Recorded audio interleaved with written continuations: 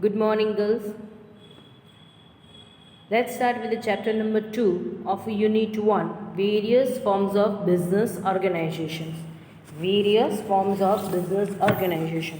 Various એટલે અલગ અલગ અને ફોર્મ્સ એટલે પ્રકાર અને બિઝનેસ ઓર્ગેનાઇઝેશન એટલે ધંધાના અલગ અલગ પ્રકાર વિશે અહીં જાણવાનું છે. એઝ આઈ સેડ અર્લિયર, મેં તમને જ્યારે સેશન સ્ટાર્ટ કર્યા હતા, ફર્સ્ટ લેક્ચર હતો, જ્યારે સિલેબસ સ્ટાર્ટ કર્યો ત્યારે મેં તમને કીધું હતું કે યુનિટ 1 કન્સિસ્ટ ઓફ 2 ચેપ્ટર. પહેલા યુનિટની અંદર 2 ચેપ્ટર છે. ફર્સ્ટ ચેપ્ટર છે એ હ્યુમન ઓક્યુપેશન નામનું ચેપ્ટર છે અને સેકન્ડ ચેપ્ટર છે it is related with the various forms of business organisations. Clear? હવે જે હ્યુમન ઓક્યુપેશન નામનું ચેપ્ટર છે એમાં 4 મેજર પાર્ટ પડતા હતા. First part business, second part professions, third part employment અને ફોર્થ આપણે જોયું વોકેશન્સ. આમાંથી 4 પાર્ટમાંથી મોસ્ટ ઇમ્પોર્ટન્ટ પાર્ટ હતો બિઝનેસ. મેજર ક્વેશ્ચન્સ એમાંથી જ પૂછાય છે. બિઝનેસની અંદર આપણે લોકોએ જોઈ લીધું હતું introductions, definition of the business, various objects of the business, business activity classification, or you can say classification of the business activity, functions of the business or types of business. એમાં આપણે 2 મેજર બાયફર્ગેશન જોયા હતા, industry અને commerce. પછી આપણે લોકોએ જોયું હતું ઇવોલ્યુશન ઓફ ઇન્ડસ્ટ્રી અને evolution of commerce and its effect. આ ટોપિક આપણે લોકોએ જોયું હતું. ક્લિયર? કમ્પ્લીટ થઈ ગયું. પછી આપણે જોયું હતું પ્રોફેશન. પ્રોફેશનની અંદર આપણે મિનિંગ અને કેરેક્ટરિસ્ટિક્સ જોઈ હતી. પછી આપણે જોયું હતું એમ્પ્લોયમેન્ટ. એમ્પ્લોયમેન્ટમાં મિનિંગ અને કેરેક્ટરિસ્ટિક્સ જોઈ હતી અને વોકેશનમાં ખાલી મિનિંગ જ છે, બીજું કાંઈ જ અંદર આપેલું નથી. એક્ઝામ પોઈન્ટ ઓફ વ્યૂથી મોસ્ટ ઇમ્પોર્ટન્ટ બિઝનેસનો પોર્શન રહેશે. હવે chapter number 1 human occupations complete થયું. હ્યુમન ઓક્યુપેશન એટલે માનવીય વ્યવસાય.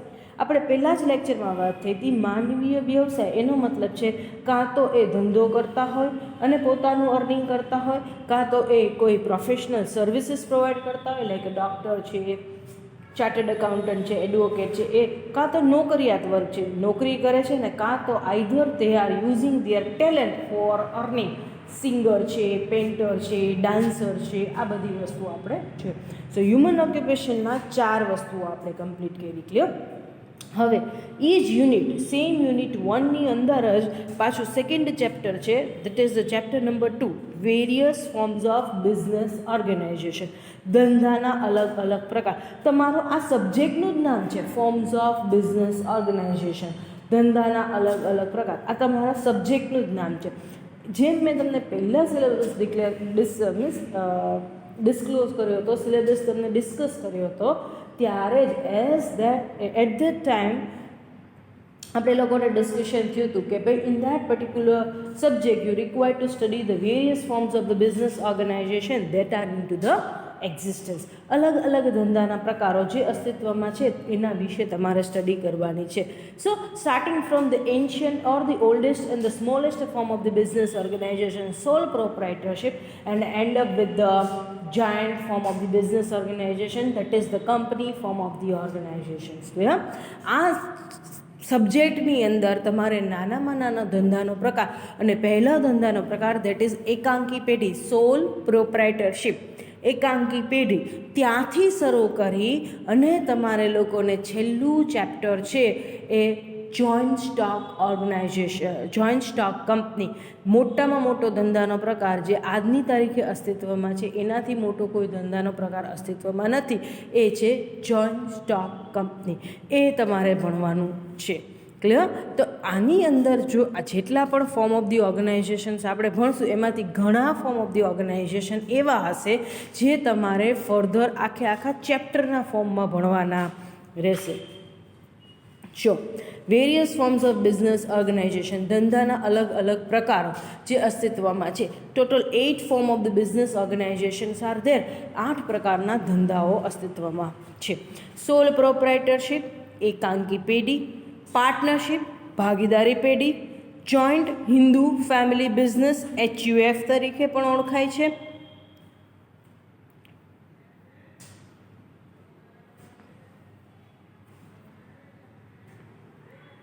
જોઈન્ટ સ્ટોક કંપની, એટલે કે તમે એને જોઈન્ટ સ્ટોક કંપની તરીકે જ ઓળખો છો. એની અંદર પાછા બે બાયફર્ગેશન છે, private company and public company. Clear? ખાનગી કંપની એન્ડ જાહેર કંપની. ક્લિયર? કોઓપરેટિવ સોસાયટી, સહકારી મંડળી. આ ત્રણ વસ્તુ કદાચ તમે આગળ ભણ્યા હોય કે ન ભણ્યા મને ખબર નથી, અને આનું ગુજરાતી પણ મને આવડતું નથી. Departmental organizations, public corporations and the government company. છેલ્લાનું ખબર છે, સરકારી company. Clear? So total 8 form of the business organizations that you need to study. 8 ધંધાના પ્રકારો તમારે આની અંદર ભણવાના છે. હવે એમાંથી sole proprietorship, partnership, joint stock company અને કોઓપરેટિવ સોસાયટી. આ ચાર વસ્તુઓ એવી છે કે જેના તમારે હવે આગળના યુનિટમાં ચેપ્ટર્સ જ આખા ભણવાના છે. સોલ પ્રોપ્રાઇટરશિપ, એકાંકી પેઢીનું આખું ચેપ્ટર જ તમારે હવે નેક્સ્ટ યુનિટમાં ભણવાનું છે. પાર્ટનરશિપ, ભાગીદારી વિશે પણ આખું ચેપ્ટર જ તમારે યુનિટ 2ની અંદર ભણવાનું છે. યુનિટ 3ની અંદર તમારે જોઈન્ટ સ્ટોક કંપની અને cooperative society, joint stock company અને સહકારી મંડળી, આ બંનેના ચેપ્ટર જ આખા યુનિટ 3ની અંદર તમારે સ્ટડી કરવાના રહેશે. ક્લિયર? સો આ 4 ટોપિક એવા છે ધેટ વિલ નોટ ડિસ્કસ મોર. એનો હું તમને સ્લાઇટ ઓવરવ્યૂ આપી દઈશ અને મિનિંગ કહી દઈશ. ક્લિયર? કારણ કે આ 4 ટોપિક તો એવા છે કે જે આપણે આગળના યુનિટની અંદર ડિટેલમાં ડિસ્કસ કરવાના છે. So over here at that right now I will just give you the overview of this particular 4 concept. આ 4 કન્સેપ્ટના તમને ખાલી ઓવરવ્યૂઝ આપી દઈશ. ક્લિયર? અને આ 4 તમારે આગળ ચેપ્ટર્સના ફોર્મમાં ભણવાના રહેશે. એક્ઝામમાં તો જો તમને આ ક્વેશ્ચન્સ પૂછાય છે કે discuss the various form of business organization, તો 8 ફોર્મના એક પેરેગ્રાફ તમારે લખવાના રહેશે. એક પેરેગ્રાફની અંદર you just need to discuss the concept of the form. ધંધાના પ્રકારનો એક કન્સેપ્ટ શું છે એ જ તમારે દર્શાવવાનું રહેશે. અંદર કશી વસ્તુ બીજી લખવાની છે નહીં. 8 પોઈન્ટના એક પેરેગ્રાફમાં આન્સર્સ આપવાના રહેશે. એટલે first one, that is a sole proprietorship, એકાંકી પેઢી. The name itself suggest, sole means single. Clear? Sole means single, or the single person manage and run its business. અહીંયા એક જ વ્યક્તિ દ્વારા જે ધંધો કરવામાં આવે છે એને કહેવામાં આવે છે સોલ પ્રોપ્રાઇટર, એકાંકી પેઢી. નાના પાયે ધંધો ચાલુ કરવામાં આવે છે. સો here the proprietor operate it's a business at a small scale. અહીંયા જે માલિક છે એ પોતાનો ધંધો નાના પાયે શરૂ કરે છે. Second one, that is the partnership, ભાગીદારી પેઢી. પાર્ટનરશિપની અંદર when the 2 or more partner comes together, they bring a capital and run its business is known as partnership firm. જ્યાં ભાગીદારી પેઢી, જ્યાં 2 કે 2થી વધારે લોકો ભેગા મળે છે અને મૂડી લઈ આવે છે, મૂડી ફાળવે છે અને ધંધો કરે છે સાથે, તો એને કહેવામાં આવે છે ભાગીદારી પેઢી. Partnership means where the 2 or more person come together, they bring a capital and they run a business, and at the end of the year respectively they share the profit and loss in according to the or in a proportion to the capital. મૂડીના ભાગમાં નફા નુકસાનની છેલ્લે વહેંચણી લોકો કરે છે. સો આવી રીતના ધંધો ચાલતો હોય તો એને ભાગીદારી પેઢીનો ધંધો કહેવામાં આવે છે.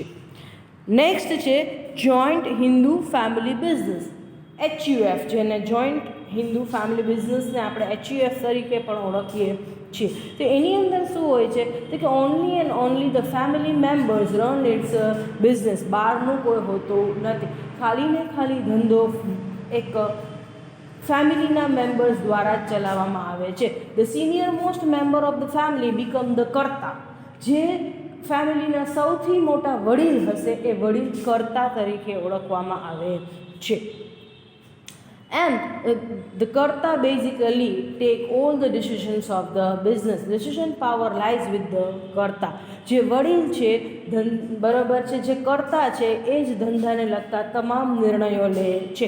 નિર્ણયનો પાવર છે, નિર્ણયની સત્તા છે ફક્ત કર્તા પાસે છે.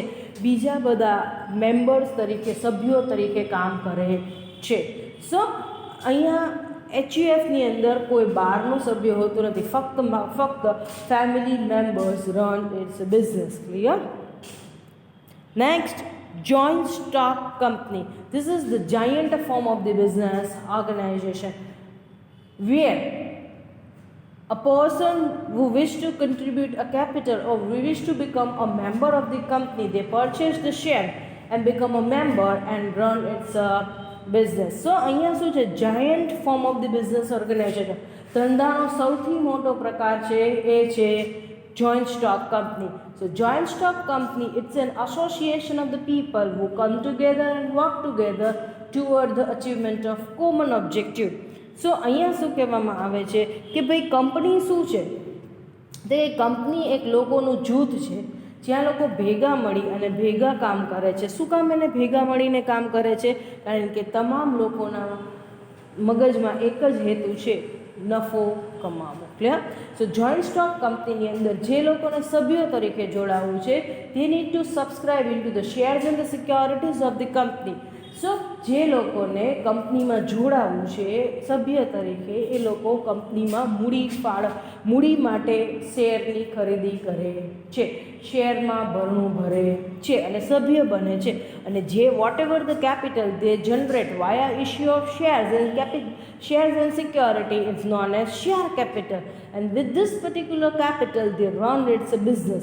જે મૂડી શેર દ્વારા ઊભી કરવામાં આવે છે એ મૂડીને શેર મૂડી કહે છે અને શેર મૂડીથી ધંધો કરે છે.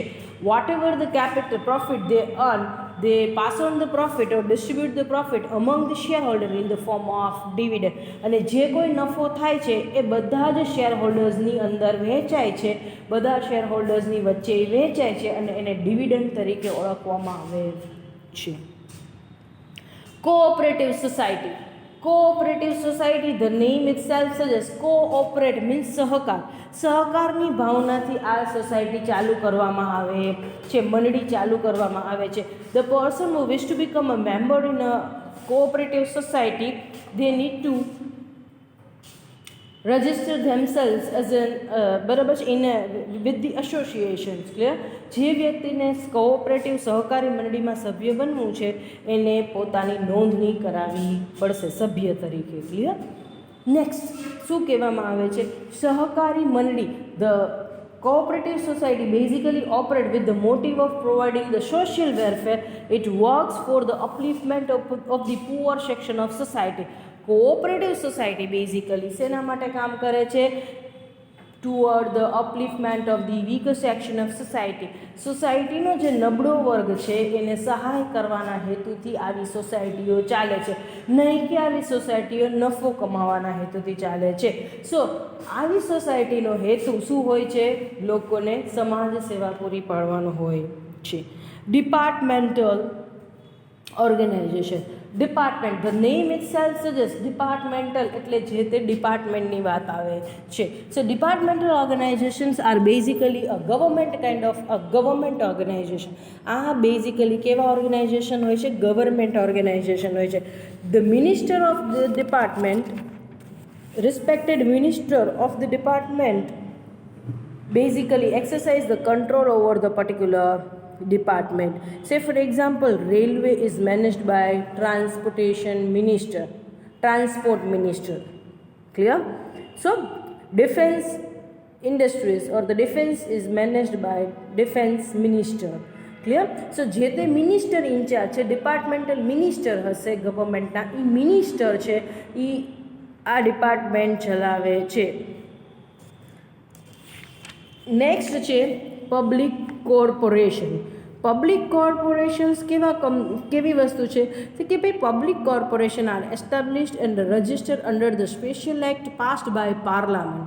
પાર્લામેન્ટના સ્પેશિયલ એક્ટ જે પાસ થાય છે એનાથી આ ચલાવવામાં આવે છે. It's is own legal entity અને એને કોઈ ગવર્મેન્ટ રૂલ્સ એન્ડ રેગ્યુલેશન્સ લાગુ પડતા નથી, ખુદની એન્ટિટી છે. Company form of the organization જેવું જ હોય છે, પણ અહીંયા shareholders does not have a right to cast the vote. શેર હોલ્ડર્સને મત અધિકાર હોતો નથી, શેર હોલ્ડર્સને કોઈ વસ્તુ બોલવાનો અધિકાર હોતો નથી. Primarily this kind of the organization form to provide the social services or the public services, public welfare અને પબ્લિક સર્વિસીસ માટે છે. Say for example PWD, public work department, road બનાવે છે, ડામર રોડ ને એ બધું બનાવે છે. મ્યુનિસિપલ કોર્પોરેશન્સ છે અલગ અલગ, Rajkot municipal corporation, Ahmedabad municipal corporation, આ બધા કહેવામાં આવે છે પબ્લિક કોર્પોરેશન્સ કહેવામાં આવે છે. ક્લિયર. નેક્સ્ટ છે government company. It is a kind of a joint stock company, but over here the government hold the majority of share. આ joint stock company જેવું છે, પણ અહીંયા એવું છે કે મેજોરિટી શેર્સ છે એ કોના હાથમાં છે? પ્રાઇવેટ ઓનર્સના હાથમાં નથી. કોના હાથમાં છે? ગવર્મેન્ટના હાથમાં છે. And the government ultimately exercise the control over the company. Company ઉપર કંટ્રોલ પણ, અંકુશ પણ કોનો રહે છે? ગવર્મેન્ટનો રહે છે. Such a kind of the companies required to obtain the registration under the Companies Act 1956. આવી કંપનીએ કંપની ધારા 1956ની અંદર નોંધણી કરાવવાની રહે છે. ક્લિયર. સો પણ આવી કંપનીઓ ગવર્મેન્ટ કંપનીઓ છે એવી કે એ ગવર્મેન્ટ ક્યારે આવી કંપનીઓ કેવી હશે કે where the huge investment is required અને again the payback period is very long. Payback એટલે શું છે કે એવી ઇન્ડસ્ટ્રી હશે જ્યાં ગવર્મેન્ટ મેજર શેર લેશે. એ કેવી ઇન્ડસ્ટ્રી હશે કે એવી ઇન્ડસ્ટ્રી જ્યાં બહુ મોટી પ્રમાણમાં મૂડીરોકાણ છે અને વળતર મળવાનો સમય બહુ લાંબો છે અને જોખમ વધારે છે. Risk is quite high in that particular section. So over here the private owner don't want to enter.